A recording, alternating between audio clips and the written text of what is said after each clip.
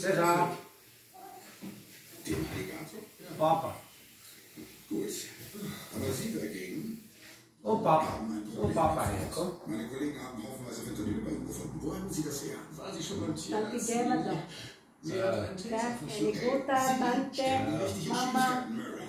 Wieder die Schleife, die Junge mit dem und Also wir wissen, Früher, dass Sie ja, anscheinend jetzt nicht mehr. verkaufen. Mit wem arbeiten Cäsar. Fertig. Ey, das ist wirklich wichtig. Cupcake braucht Dann. ein ganz besonderes Futter. Ich kann es Ihnen aufschreiben. Lakat mo na. Kita mo na ito dyan.